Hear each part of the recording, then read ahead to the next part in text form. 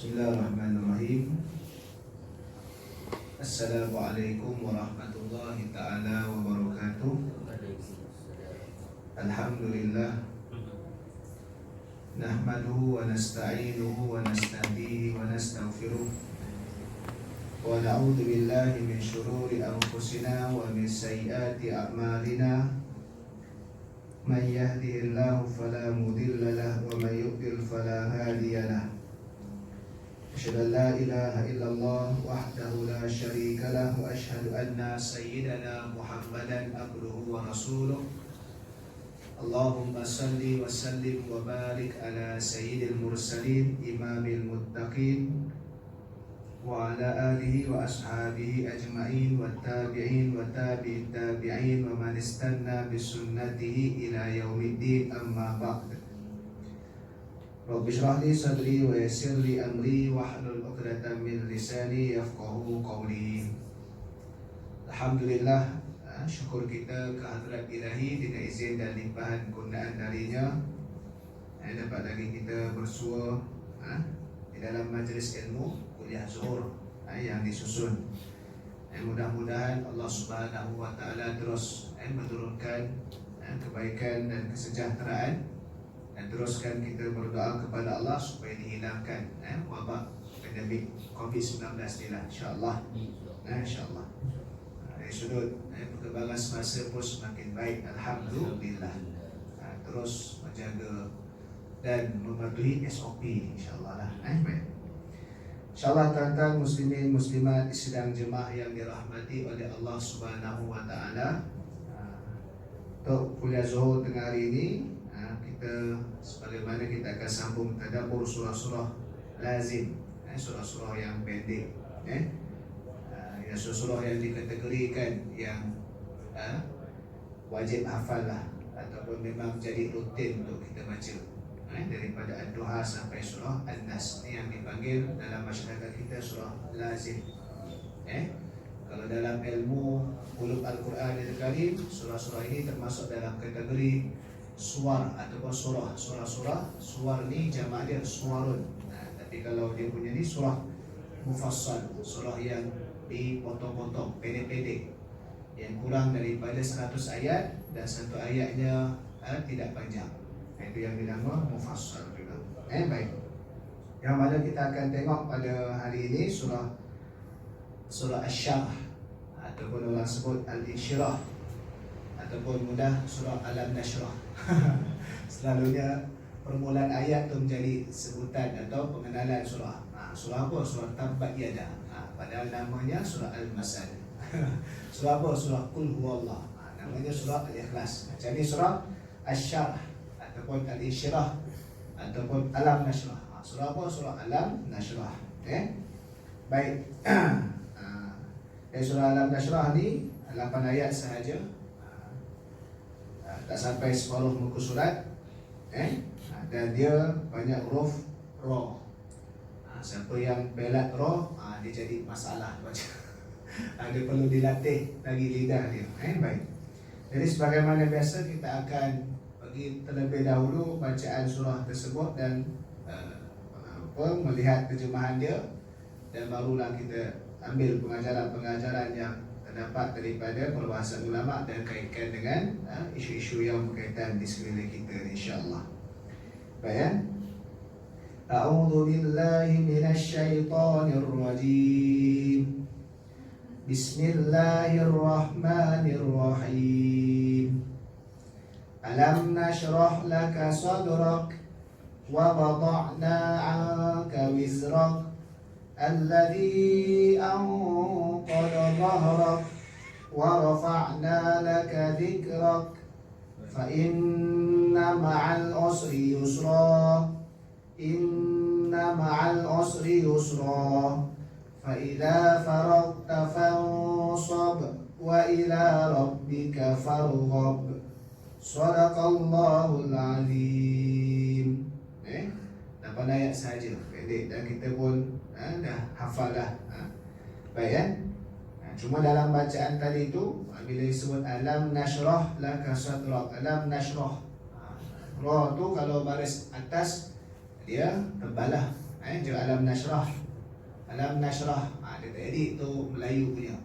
Itu arus Melayu ni ra. Alam nashrah ra.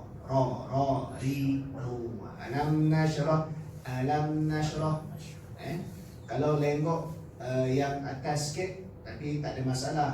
Kalau kita perasan Syekh Haram kan kat Mekah tu alam, dia tak baca alam nashrah, alam kerana apa? Situ dua perkataan. Tu satu perkataan. Tu adakah? Apakah kan? Apakah? Lam satu perkataan. Apakah? Tidak. Dia bukan satu perkataan. Jadi dia dalam intonasi yang pernah saya sebutkan gaya kita dengan Quran yang kali ni dia ada beberapa peringkat. Yang pertama sekali tajuk itulah. Tajuk tu tak apalah. Tu paling basic sekali. Yang kedua tu intonasi supaya kita nampak dari sudut makna dia, kita nanti membezakan intonasi. Sebab alam sebab dia dua perkataan. Dia kalau kita dengar Melayu baca sama ya. Kan? Dia kalau budak-budak dia sebut senada ya. Kalau bahasa Melayu budak-budak pun nak belajar kan bahasa Melayu, makan pisang. Makan pisang. Kita makan pisang. Nampak sikit kan lain. Alam sebab tu satu perkataan, lam tu satu perkataan. Jadi alam nashrah laka sadrak. Jadi kaf tadi tu mungkin ada bunyi sikit kebiasaan kita, tapi jangan kuat sangat kerana tak termasuk dalam huruf qalqalah. Jangan kita nak tekankan sangat kaf ataupun huruf ta. Tak kan, kadang-kadang tak kan, tak perlu nak tekan sangat, dia macam spontan. Tapi dia ada lebih kurang sikit lah. Kalau ni sikit sebagai itulah. Alam nashrah laka sadrak. Cukup dia dalam kita alam nashrah laka sadrak. Kita pun sadrak. Jadi qalqalah, dia tidak qalqalah. Itu di antara perkara ni Dan wa wada'na ain. Memang kita tekan kan ain di sini ain. Saya tak ngerti dah sebut ni sebab bukan guru tajwid. Kalau guru tajwid ni pandai sebut apa benda punya tempat. Kita wa wada'na cukup. Jangan sampai tekan macam kau wa wada'a. Nampak? Dia jadi lantun. Qalqalah ni lantun. Dia bila lantun dah masuk makhraj lain. Wa wada'na cukup. Da'na dah wa wada'na. Tu jadi hamzah pula. Dia kena dalam sikit. Sebab dia ujung ada dalam sikit. Wa wada'na ajar wa wada'a. Nampak dia macam bunyi lantun. Di lantun tu dia dah masuk sempadan qalqalah. Maka silap. Bila qalqalah sebab dia bukan huruf qalqalah tadi tu. Ka wizrak. Dan sama jugalah yang lain tu beberapa perkara yang wa rafa'na ya wa rafa'. Tekan sangat jadi qalqalah. Tu antara lagi lah beberapa perkara yang dengung tu biasa. Nun syaddah tu wajibul gunah. Dan juga huruf ayat ke-7 fa idza faragh. Kalau orang Arab dia ngajar tu mulut tu macam jadi segitiga. Tapi taklah segitiga betul. Fa idza faragh. Saya pun tak nampak mulut, tapi kalau syekh atau orang ustaz-ustaz yang mendalam tajwid dia mahir lagi. Fa idza faragta fansab. Dia okey tu kena macam mulut jadi segitiga. Fa idza faragta fansab. Dan wa ila rabbika farghab. Dan ni yang belakang tu ghin dengan ba sebab kita mati. Tengok pada tulisan memang tak ada dia punya apa garis ke apa kan. Tapi bila mati qalqalah lah. Dia sebab tak ada baris apa, sebab kalau orang sambung dah dia ba ni dengan tulisan pada bismillah tadi tu. Tu yang dia jadi dia tak letak tulisan. Kalau jenis orang yang baca sambung sekali pun dengan bismillah sekali maka tu. Tapi dari sudut kalau mati jadilah qalqalah kubra tadi tu Baik, kita tengok dia punya terjemahan tadi tu di mana Allah Subhanahu wa taala berfirman, bukankah ataupun adakah tidak, kalau sepatah-sepatah lah, tapi bukankah kami telah melapangkan bagimu dadamu wahai Muhammad sallallahu alaihi wasallam, yakni dengan terjemahan lain, serta mengisinya dengan iman dan hidayah petunjuk. Melapangkan dada kerana banyak bebanan dan juga tekanan ujian yang dihadapi oleh Nabi SAW. Allah lapangkan dada Nabi. Ada apa ujian dia, nanti kita tengok apa yang dibahas ulama, kita tengok terjemahannya. Dan kami telah meringankan daripadamu bebanmu, yakni dalam kerja-kerja menyebarkan dakwah, menyiarkan Islam, yang memberati tanggunganmu dengan memberikan pelbagai kemudahan dalam melaksanakannya. Dan Allah tolong Nabi, bantu Nabi, beri bantuan kepada Nabi SAW. Tapi secara teladan kepada kita, tidaklah menjadi macam superhero orang barat. Dia lah kebal, dia boleh terbang sebagainya. Realistiknya Islam ajar orang hero adalah orang yang sanggup berkorban untuk kebahagiaan orang lain. Itu realistik dari Islam. Nabi ini hero adalah, kan? Tapi Nabi juga berdarah, kan? Tapi kalau hero orang barat ni dia tebal. Kalau Rambo tu seorang kalahkan satu pengkalan tentera. Jimat duit Amerika, tak payah nak hire banyak sangat tentera, kan? Kan? Tapi dalam Islam tunjuk, walaupun Nabi bantuan daripada malaikat Allah bagi datang, tapi tetap ada ujian dia.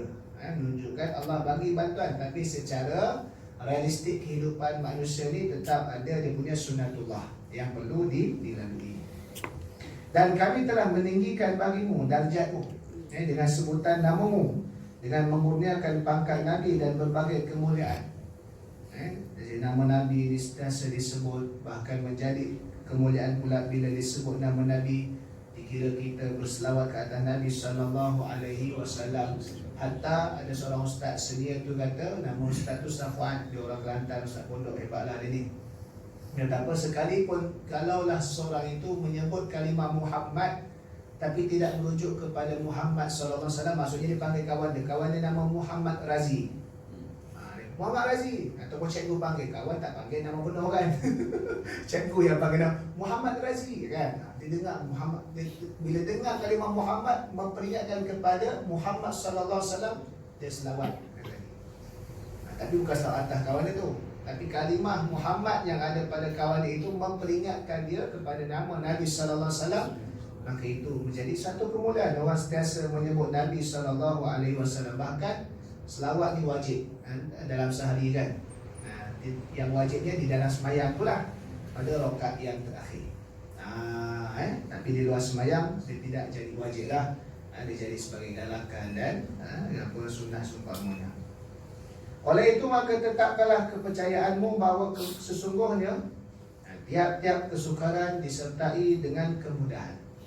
Ini janji daripada Allah Subhanahu wa Ta'ala. Allah ulang 2 kali, sehingga sekali lagi ditegaskan bahawa sesungguhnya tiap-tiap kesukaran disertai kemudahan. Ini janji daripada Allah Subhanahu wa Ta'ala. Bahkan kalau kita lihat, nanti kita akan bincang lagi, perkataan al-usri ada alif lam. Bermaksud di situ kalau dalam bahasa Arab alif lam ni asasnya macam ma'rifah, kata khas. Tapi dia bukan bermaksud alif lam kata khas, alif lam jinsiyah, maksudnya segala kesusahan. Yusra dia ma'rifah, dia ada nakirah, dia bukan ada alif lam. Menunjukkan pelbagai, tadi segala, dan ini pelbagai daripada tiap-tiap perkara. Nanti kita lihat. Kemudian apabila engkau telah selesai daripada sesuatu amal soleh, dah selesai buat amal soleh, maka bersungguh-sungguhlah engkau berusaha mengerjakan amal soleh yang lain. Ini tahap ubudiyah Nabi SAW. Macam mudah cerita, kalau kita kalangan orang awam, kalau kita kalangan orang awam, kalau tuan-tuan kalangan wali Allah, tuan-tuan sikit cerita kalangan orang awam.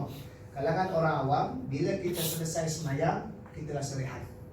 Kerana apa? Semayang ni berbadan, betul tak? Tak semayang, terutama semayang fardu. Fardu ialah sebab tak buat dosa. Selesai saya fardu, dia semayang dah, boleh rehat. Orang awam, salah tak salah, tapi waliullah dia rehat dalam semayang. Sebab itu Nabi SAW dia bila arah Nabi solat. Sebab itu perasaan tu lain. Macam kita lah, macam tuan-tuan nanti tuan-tuan yang kalau dah pencen nanti duduk bandar. Orang pencen duduk bandar apa dia buat? Tak boleh duduk siap, tak boleh duduk diam. 30 tahun buat kerja. 30 tahun buat kerja, tiba-tiba nak duduk diam macam tu. Terkejut macam tu kan. Itu yang orang pencen ni yang waktu dia kerja memang dia tak boleh duduk diam. Kalau yang duduk kampung, mencangkul tanam tu, tanam ni. Tapi duduk bandar nak cangkul apa? Ada kerja lain lah, tapi ada kerja lah kan. Sebab apa? Sebab itu kreatif dah biasa. Betul tak? Dah biasa, tak boleh duduk diam. Ayah saya pun dah habis pencen UPM, dapat kontrak tawar Batam Juntai, pulang balik dia tak ambil quarters. Batam Juntai tu, tiap hari solat jamak kasar. Tak bagi, tak dapat. Dia part time punya kan. Sekarang Datuk Kanam Bestari Jaya lah. Orang cerita Batam Juntai tu istilah lain. Orang yang duduk kat kampung, yang duduk dekat sungai, Batam Juntai tu yang kat sungai tu. Kayu tu Batam Juntai tu. Kita orang tak ada sungai, Batam Juntai. Dia akhir sekali dia jadi macam soal ramai tak apa ni, takut nanti ditukar, tapi bawah tu turun masih lagi Batam Juntai. Batam Juntai tu kalau tuan-tuan tahu tu yang dekat sungai tu, yang Batam Juntai orang budak-budak kayu di sungai tu Batam Juntai tu. Kita Batam Juntai duk faham lain. Betul tak? Mana ada orang dulu nak buat kata lucah pun tak ada. Tapi sebab environment dah mungkin suasana dah berubah, jadi takut salah faham, tu ditukar sikit. Jadi begitulah Nabi SAW pun memang menerusi teladan Nabi SAW peningkatan ubudiyah tadi itu habis satu buat satu, habis satu buat satu. Maka dalam kitab Syekh Ibn Atha'illah As-Sakandari menyatakan antara perasaan para waliullah ini kerana apa dalam ibadah dia rasa seronok, dia rasa rehat, kerana di saat ibadah itulah dia sedang fokus kepada Tuhan. Macam orang kalau bercinta, dia bersama dengan kekasih dia, maka itulah saat yang paling tenang, saat yang paling menggembirakan. Maka dalam semayang kita sedang fokus kepada Tuhan, maka itu saat yang ini. Tapi ini kita bincang tahap para wali bincang lah, itu dari sudut level ubudiyah yang meningkat. Maksudnya kita kalau yang awam maka tak salah, tetapi kita senantiasa berusaha ke arah itu. Bukanlah salah, tak salah. Dia dipanggil macam hasanatul abrar sayyiatul muqarrabin.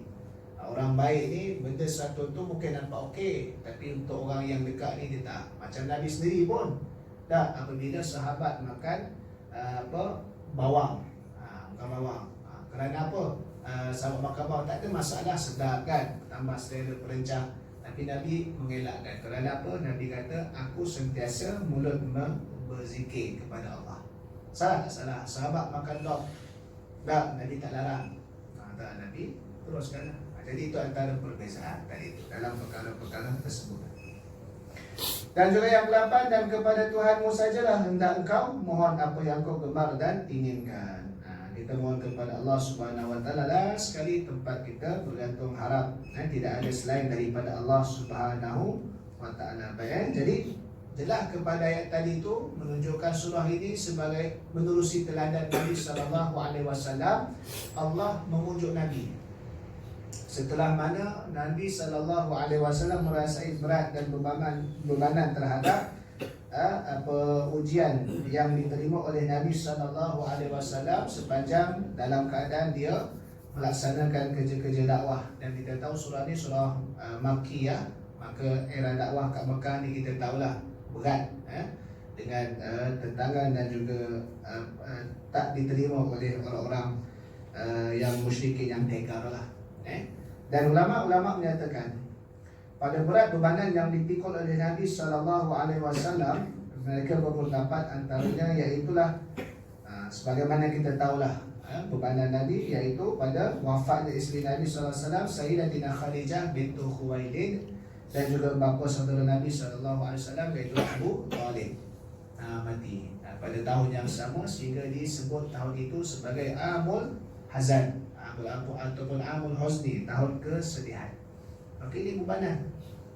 Nabi, sebab bila kita lihat bila tahun tersebut Khadijah bintu Khuwailid, Sayyidatina Khadijah bintu Khuwailid, isteri Nabi meninggal, memang Nabi menangis lah. Memang Nabi menangis di sisi jenazah Sayyidatina Khadijah bintu Khuwailid. Baiknya Sayyidatina Khadijah ni di kalangan sisi Nabi ni, baiknya Sayyidatina Khadijah ni antara kelebihan dia. Setiap isteri Nabi ni ada kelebihan dia lah. Yang paling top, antara yang paling top 3 lah. pertama Sayyidatina Khadijah, kemudian Aisyah, yang ketiga Hafsah. Ini yang paling top lah. Tapi antara banyak antara tiga tu dua yang paling top selalunya dah disebutkan macam sahabat lah, dia pun ada ranking-ranking dia. Kalau yang Sayyidatina Khadijah bintu Khuwailid, di antara kelebihan dia, dialah isteri Nabi SAW yang pertama. Satu-satu. Yang keduanya, dialah isteri Nabi SAW satu-satunya ketika itu menjadi isteri tanpa ada isteri yang lain. Selepas kewafatan Sayyidatina Khadijah bintu Khuwailid, barulah Nabi berkahwin dengan isteri-isteri yang lain. Yang ketiganya, Sayyidatina Khadijah bintu Khuwailid, kita tahu dalam kisah pernah mendapat kiriman salam daripada Allah Subhanahu wa Ta'ala yang disampaikan oleh Jibril. Hebat tak hebat ni tuan-tuan, bukan raja. Kita dapat surat sultan ni, kita mantap dah tu. Ni dapat salam daripada Allah Subhanahu wa Ta'ala. Dan Sayyidatina Khadijah bintu Khuwailid ni sehingga dikenal oleh Nabi kerana dia berada bersama Nabi saat Nabi susah. Kan orang buat cerita kan, orang buat cerita isteri pertama, isteri kedua kalau kahwin dalam keadaan yang beza, dalam keadaan isteri pertama tadi itu berada waktu kita sedang susah kan, isteri kedua tu mungkin waktu tu ekonomi dah stabil, jadi lain sikit. Jadi nak tahu pengorbanan tadi tu, cerita ni cerita perempuan lah. Sebab dia nak kata, kau siapa yang kahwin nombor 2 tu jangan lupa isteri pertama, sebab saat susah di isteri pertama tu. Cerita pada orang, tapi masing-masing kan. Jadi nak katanya begitulah. Begitu kan. Jadi bila wafatnya Khadijah bintu Khuwailid, memang Nabi SAW sangat berduka cita dan sedih. Dan juga bapa saudara Nabi Abu Talib meninggal ataupun mati.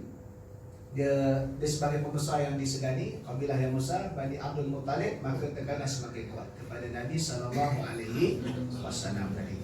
Dan juga yang disebutkan oleh ulama, iaitu beban yang beratnya wahyu Al-Quran yang diterima. Maksud katanya dakwah tadi, itulah amanah bebanan dakwah. Bila turun wahyu, maka Nabi sampaikan. Kalau orang tak terima, satu hal. Tak terima, menentang, itu yang paling berat sekali lah. Sehingga dalam surah yang lain pun Allah Ta'ala memujuk juga Nabi SAW. Kalau kita boleh tengok dalam surah Al-A'raf ayat kedua, Allah Ta'ala sebut berfirman, Kitabun unzila ilaika fala yakun fi sadrika harajum minhu litudhira bi wa dhikra lil mu'minin. Kemudian katanya, fala yakun fi sadrika harajum minhu, jangan ada di dada kamu tu kesempitan dengan Quran yang diturunkan pada kamu. Betul.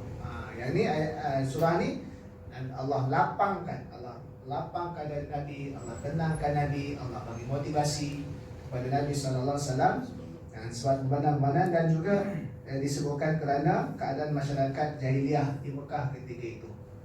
Maka ini benar-benar Nabi SAW, Allah Ta'ala ceritakan tentang nikmat-nikmat yang diberikan kepada Nabi SAW, iaitulah dilapangkan dadanya, kemudian diberikan keringanan, bantuan-bantuan daripada para malaikat, daripada sahabat-sahabat yang baik. Walaupun orang masih lagi lawan Nabi, tolak Nabi, tapi ada sahabat-sahabat karib Nabi SAW yang menemani Nabi. Di antara yang jelasnya apakah As-Siddiq radhiyallahu ta'ala anhu. Dan juga dinaikkan kedudukan Nabi SAW. Nama dia sentiasa disebut, dan seumpama tadi itulah ditinggikan darjat. Jadi yang paling penting adalah motivasi tadi itu yang diberikan oleh Allah kepada Nabi SAW, menunjukkan supaya jangan kita pernah sesekali berputus asa. Macam kita lah masa mula-mula COVID-19 kan, dengan PKP lagi kan. Selain daripada usaha kita untuk itu, untuk ini sebagainya, kita sebagai orang Islam, kita ada Allah. Kita ada Allah. Jadi kita sama-sama seluruh rakyat dan seluruh manusia ada ikhtiar kita, usaha kita, tapi yang membezakan kita sebagai penganut Islam, kita ada Allah. Maka jangan lupa lah perkara-perkara itu. Bahkan contoh masa memula PKP yang melakukan kluster yang terbesar daripada kluster tabligh. Orang pun ada waktu tu ada kesempatan mungkin nak memburukan mereka, tapi dipuji kembali oleh petugas hospital ataupun klinik yang melakukan pemeriksaan. Dia kata muncullah tabligh yang diuji oleh Allah kata. Sebab apa? Sebab bila orang yang orang tabligh ni, kumpulan yang kita panggil dididik perangai dia untuk jadi baik kan, pergi ke masjid bersurah, dididik perangai dia. Itu dia punya sistem dia. Jadi bila dia kena, dia punya bos dia, apa dia punya mursyid ke apa apa tak ikut amir ke apa, istilah ketua lah. Kan dah dah jumpa minta keluaran, pergi. Kalaulah orang lain yang kena, kluster yang pergi kelab malam kena, agak nak dilapor diri dah. Susah. Sebab tu dia kata jangan dipandang serong. Allah Ta'ala uji sesuai pada tempat dia. Jadi kita orang yang macam ni, jenis yang kita panggil selalu sebut Allah, Allah, dan dia dilatih diri dia untuk jadi baik, kan, maka disuruh pergi. Dan cerita macam-macam pula cover selepas tu, dari sudut menunjukkan hikmah Allah Ta'ala tadi tu. Bila mereka di hospital pula, mereka mengimarahkan pula. Ini antara tadi tu. Memang setiap perkara yang berlaku ada musibah berlaku, ada muhasabah dan ada hikmah. Dan ada muhasabah dan ada hikmah dia tadi itu. Itu di antara lah. Sehingga kan waktu awal-awal apabila ada beberapa kesempatan peluang yang dieksploitasi dan nak mengecam tabligh tadi itu, kita boleh lihat ulama-ulama lain pun turun mempertahankan. Kerana apa? Kerana kita pun tahu zahir perangai mereka ni macam mana. Yalah, dari sudut semangat tu dah cerita. Contoh yang disebut, dia kata di mana ada COVID, di situ kita hantar jemaah, kan. Itu di Indonesia. Dan tabligh pun diorang dah keluar dah. Diorang pun ada 2 tanzim, kita pun tahu lah masing-masing, tak apalah. Tapi nak ceritanya asalnya mereka ni Zohir dididik ke arah baik. Semangat tu nak cerita, kan. Tapi nak cerita tengok, kalau tadi tu hikmah tak ada, maka limbah. Bagaimana? Tengok di negara-negara yang walaupun advance, tapi nak salin, nak boleh pematuhan SOP, bukan. Amerika Syarikat sendiri dah, kan, walaupun dikategorikan sebagai negara maju, kan. Kerana apa? Terlampau advance sangat dia punya demokrasi dia, sampai tak ada yang nak dikawal, kan. Tu antara lah. Jadi begitulah hikmah melihat sesuatu dari sudut kacamata yang pertama, muhasabah, kerana kita ni tak lari daripada silap dan salah. Yang kedua, hikmah dia, dan hikmah dia. Jadi hikmah lepas kebadan daripada Nabi SAW, Allah Ta'ala bagi. Antaranya selepas itu Nabi dapat berjaya berhijrah ke Al-Madinah Al-Munawarah dan macam-macam lagi lah. Dan yang paling antara dalam ayat ini biasanya yang dibahaskan oleh para mufassir ataupun para ulama, bagaimana janji daripada Allah Subhanahu wa Ta'ala menerusi keyakinan yang dipasak, iaitulah fa innamal usri yusra, innamal usri yusra, 2 kali sebagai penegasan. 2 kali sebagai penegasan, dan supaya kita ni sentiasa beringat. Kerana orang ni kadang-kadang dia ialah manusia. Ada masa dia jemu, ada masa dia putus asa, ada masa dia rasa lemah, kan. Maka sebagai motivasi, kita senantiasa perlu memberikan satu pintu kemungkinan untuk, ataupun pintu jangan putus harapan. Jangan putus. Sebab itu saya tertarik lah. Ada orang masa saya sambung belajar ke apa, dia orang dalam sambung bahagian dakwah dan psikologi Islam. Dia buat perbandingan pada media dan juga filem-filem. Bukan nak kata ni, tapi dia buat dari sudut contoh benda yang baik kita boleh ambil, benda yang tak baik jadikan sepadan. Contoh dia kata apa dia buat perbandingan tentang apa komik Jepun, contohnya anime Jepun yang inilah yang bersifat ada hero-hero. Dia ceritalah yang ni apa, Slam Dunk lawan Peace lah, hapus sebagai nama-nama, kan. Dia kata komik-komik macam ni, apa sebenarnya yang nak ditanam kepada pembaca komik? Sekali siapa? Budak dan juga remaja. Dan watak hero dia sama semua.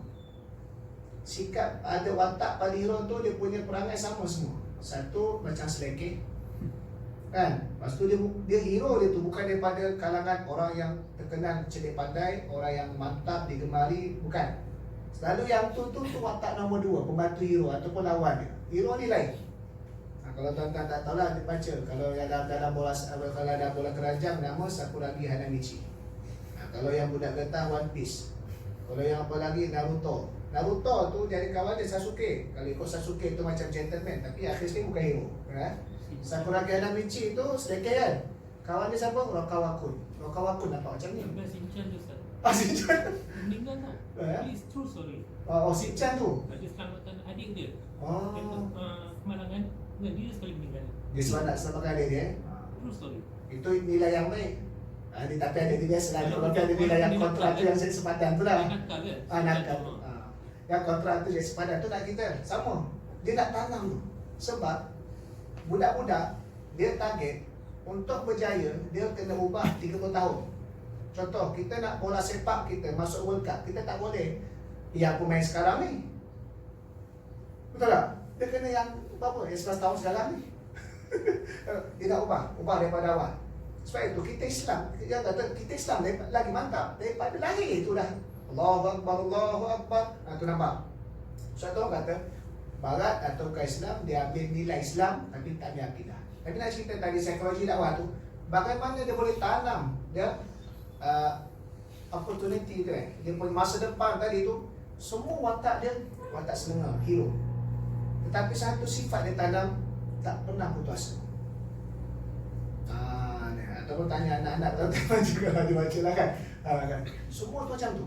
Yang watak yang memang mantap-mantap ni, dia tak jadi hero, jadi nombor 2. Sebab nak ceritanya, orang yang berjaya ni bukan kerana dia berasal keluarga kaya, bukan kerana dia berasal daripada keluarga yang pandai. Kalau dia kaya, dia pandai pun, tapi dia tak usaha, gagal tak? Gagal juga. Tapi kerana bersungguh tadi. Dan Nabi SAW sendiri ditarbiah oleh Allah dengan timeline story Nabi tu. Story time Nabi tu, kehidupan Nabi kan. Lahir-lahir, mak sekejap, mak pula meninggal. Pergi ke atuk pula ni. Kita dah bincang berkenaan dengan surah sebelum ni Ad-Duha tu. Antara hikmah Allah Ta'ala nak tunjukkan yang tarbiyah Nabi ni bukan manusia. Tak ada manusia boleh klaim aku yang besarkan Nabi. Allah yang klaim, Allah yang tarbiyah Nabi. Sebab tu hebat Nabi, sebab yang mentarbiyah dia Tuhan. Kita ni yang tarbiyah kita ialah dari sudut ikhtiar manusia sekian. Mak ayah kita, guru kita. Nabi ni daripada Allah yang tarbiyah Nabi direct. Kadang-kadang ada orang umur 23 dah jadi sebab apa? Bapak dia dah ada company, dah makin hebat lah. Dia senang, orang lain baru nak ni kan. Tu beza. Tapi Nabi ni, jadi nak kata memberikan satu harapan ataupun satu jalan yang tak putus asa ni adalah cara Islam. Kerana putus asa adalah satu perkara yang disebutkan sebagai antaranya sesat, antara dosa besar dan sebagainya. Kerana apa? Orang yang putus asa, Syekh Qadawi sebut dalam kitab dia Al-Iman wal Hayatu, orang tadi tu tak yakin tentang kuasa Tuhan. Dia miskin, contoh kan, diuji miskin, dia putus asa. Bermaksud dia tak yakin Tuhan tu maha kaya. Kerana apa? Kerana tak yakin Tuhan tu boleh bagi rezeki ke dia. Dia putus asa. Orang putus asa ni bukan pada diri, tapi dia telah memutuskan keyakinan daripada kuasa Allah dan kesempurnaan Allah Subhanahu Wa Taala. Dan itu satu. Yang keduanya yang dibahaskan biasanya, iaitulah pada kalimah al-usri dan yusra. Al-usri ada alif lam, yusra tak ada alif lam. Kan? Yang pertama alif lam di sini dalam perbahasan bahasa Arab adalah bersifat alif lam jinsiyah. Segala-gala kesusahan. Ingat, segala-gala kesusahan tak akan ada kesenangan. Yusra tadi tu yang menariknya nakirah. Yusra bermaksud ada kesenangan yang kita tak sangka-sangka. Dah, maksudnya dia pelbagai macam. Segala-gala kesusahan tadi tu pasti akan datang kesenangan yang pelbagai macam. Kadang-kadang kita tak tahu. Satu kadang-kadang kita sentiasa dilatih untuk husnuzan billah, baik sangka pada Allah. Kan? Contohnya antara kalangan masyarakat kita yang lambat sedikit dikurniakan rezeki oleh Allah dapat anak, kan? Tapi orang pun tenangkan dia. Contoh, kau lepas 4 tahun baru dapat anak, tapi kau tahun kedua dah boleh pergi umrah sama-sama dengan pasangan. Sebab apa? Duit tadi tu belum lagi dibelanja untuk anak. Nampak tak? Orang lain tak sempat-sempat nak pergi umrah sebab tahun ni beranak pula. Mau nak kata dah beranak pula. Dia rezeki lain pula. Nampak tak? Ada kesusahan dah diuji oleh Allah, tapi Allah bagi kau jalan lain. Yang penting adalah kita kena letakkan keyakinan akidah kita kepada Allah Subhanahu Wa Taala dan terus menerus berusaha. Sebab itu fa idza faragta fansab wa ila rabbika faragh, dan jangan kita putus pergantungan kita kepada Allah Subhanahu wa taala. Almarhum Ustaz Dr. Harudin kalau ingat lagi, antara kata-kata dia, nasihat dia kata apa? Allah akan menguji seseorang hamba yang beriman itu, nak lihat keimanan dia dengan ujian demi ujian, sehinggalah orang beriman tadi itu putus harap kepada makhluk, hanya bergantung penuh pada Allah. Kita ni, yelah, kita bergantung pada Allah, tapi kita masih lagi tak apa, ayah aku ada. Memang ada kan? Dia kena sampai tahap nak tahu pergantungan penuh kita kepada Allah ni, memang kita punya talian hayat sesama makhluk ni habis lah. Umpamanya kita ni bawa kereta pula breakdown, tersadai dekat tengah tengah-tengah apa ya, yang rumah orang pun tak ada, network coverage pun tak ada, memang tak ada tengah malam. Apa keadaan kita ketika tu? Nak telefon orang tak boleh, telefon kecemasan pun tak dapat, nak panggil orang 20 km lingkungan tak ada. Dah, yang kita dengar suara macam bunyi harimau, tapi tak nampak dengar. Itu tu macam mana? Waktu tu memang putus harap lah. Tinggal pun Allah kan. Sampai tahap macam kan? Umpamanya gitulah. Sehingga kan kalau dalam Al-Quran ni kan, saya tak ingat ada ayat apa namanya, surah Yasin kan, pasal apa, sampan ke apa yang tengah lautan tadi. Dia selepas ni saya tahu yang ni antara menjadikan ada pengkaji barat mengkaji masuk Islam kerana ayat tersebut. Mana? Okey. Wa ayatul lahum. Tu. Wa ayatul lahum anna hamalna dzurriyyatan fil fulkil mashhun, kan? Poin terakhir ya. Dan satu dalil lagi untuk mereka Isaf, kami membawa belayar jenis keluarga mereka dalam bahtera yang penuh syarat. Bila bahtera tadi sampai ayat wa inna sya'nuqrikum fala sarikha lahum wa lahum yuqadun, dan jika kami kendaki kami boleh tenggelamkan mereka dengan ombak apa semua. Orang barat kaji, bila masa Nabi Muhammad pergi ke laut, Nabi boleh cerita tentang keadaan ombak ni. Itu satu hal. Yang kedua, Allah Ta'ala nak ceritanya tentang kalau nak rasa bergantungan penuh, macam tu lah. Kita duduk atas kapal, duduk atas laut yang penuh dengan ombak yang bergelorok. Waktu tu macam mana? Tak ada kawal apa dah. Kita pun tahu kalau atas laut ni bukan bawah kawalan kita dah. Dah, waktu tu lah. Macam kat tembang lah. Kat tembang itu lah. Tapi kat tembang ni, insyaAllah lah. Tapi nak katanya, kena letak keyakinan kepada Allah Subhanahu Wa Taala. Sebagaimana Syekh Al-Mutawalli Asy-Sya'rawi almarhum, seorang ulama Mesir yang dia pun ada tafsir Asy-Sya'rawi, dia bagi perumpamaan apa, kita nak letak keyakinan kita pada Allah. Dia bagi perumpamaan kat tembang kan. Kita naik kat tembang, kita kenal tak siapa pemandu kat tembang? Tahu nama je lah, sebab dia cakap saya kapten ni kan. Tahu nama je lah. Orang mana-mana tak tahu. Tapi kita duduk atas kat tembang tu, okey kan? Sebab kita yakin orang tadi tu lesen. Tapi baru ni cerita lesen orang mana tu, lesen palsu kan, memang dahsyat juga. Kata bang tu. Tak apa lah. Padahal kata bang tu kalau accident dia, possibility nak hidup tu tak tahu lah berapa persen lah. Tak ada persen kot kan? Mungkin ada persen lah sebab dia kerja, tapi kena atas laut sebagainya. Tapi possibility kemalangan tu, kita kenal tak komando tu? Tak kenal. Tapi kita yakin terhadap kemahiran yang dia ada tugasan dia. Kenapa kita tak boleh yakin pada Allah? Allah dah sebut fa inna ma'al usri yusra sebagai orang Islam. Sebab apa? Sebab kita tak gantung. Maksudnya tak gantung. Selagi mana kita tak meletakkan kebergantungan kita kepada Allah, selagi itulah hidup kita ni mudah goyah.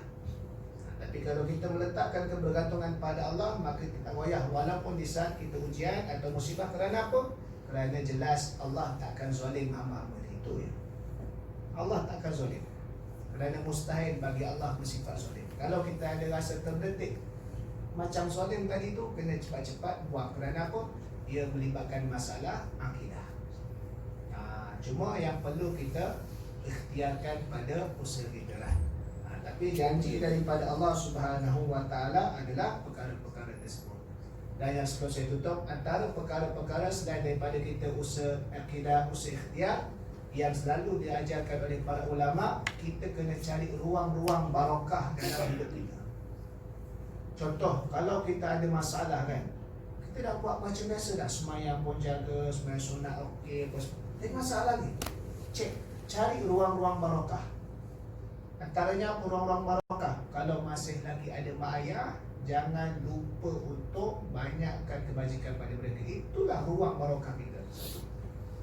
Yang keduanya apa? Kalau yang tinggi sikit, kalau tiba-tiba kita datang, kita duduk satu tempat, tiba-tiba datang haiwan. Haiwan tu kucing lah, jangan pula datang datang haiwan kita, tak pernah. Jangan biarkan dia berlalu pergi dalam keadaan kosong. Kerana apa? Siapa yang menggerakkan kucing ke dalam kita? Satu antaranya lah, sebab irhamu man fil ardi yarhamukum man fis sama. Maksudnya ruang-ruang barakah lah, kita panggil ruang-ruang barakah. Sebab ada perkara kita panggil, kita dah usaha tapi kita stuck. Kan, biasa tak? Kadang kita sampai masa kita stuck, maka perlu mencari ruang-ruang. Kalau dalam Islam namanya ruang-ruang barakah. Kalau orang barat punya ataupun yang bukan Islam, dia panggil, dia punya apa, inspirasi dia.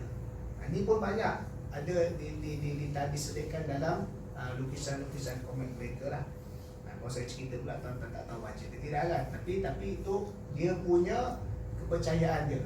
Tapi sudah pasti kepercayaan dia tak sama kita ni ada. Sebab itu perkara-perkara yang dipanggil buat sikit tapi hasilnya bombastik, itu nama ruang-ruang barakah tadi itu. Jangan sampai, sebab apa? Sebab apa kita cari ruang barakah? Kalau kita tak cari ruang barakah, kita akan bersandar pada amalan kita saja. Masuk kita yakin kita ni yang boleh sikit kita, padahal akidahnya kita wajib usaha, Allah yang memberikan.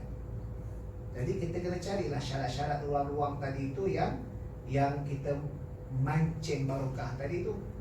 Kan, mancing barakah. Sebab tu pernah dengar contohnya, sedekah tu tadfa'ul balaya, sedekah tolak bala. Lepas tu apa lagi, kita panggil mak ayah apa, Nabi pun sebut, kalau siapa nak panjang usia, murah rezeki, sambungkan hubungan silaturahim dengan kawan-kawan mak ayah. Padahal tak ada kata pun, tapi ruang barakah. Kerana apa? Kerana Allah yang memberikan sesuatu.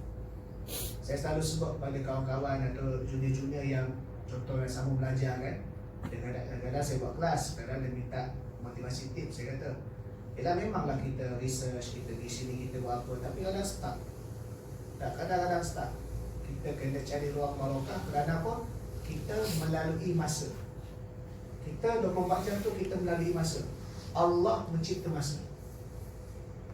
Kenapa Imam Nawawi 45 tahun meninggal dunia? Kitab dia punya banyak, tebal-tebal pula. Dan zaman dulu bukan tulisan macam kita, boleh copy and paste, hurai sikit, copy and paste, hurai sikit. Senang. Dulu tulis tangan.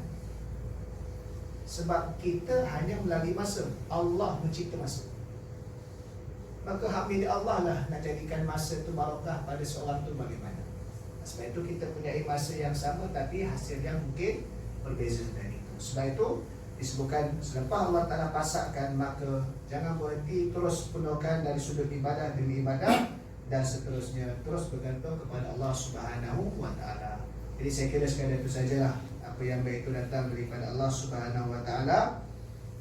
Yang silap, yang kurang itu datang daripada kelemahan diri saya sendiri. Aku qauli hadza wa astaghfirullahalazim li wa lakum. Wassalamualaikum warahmatullahi taala wabarakatuh. Waalaikumsalam.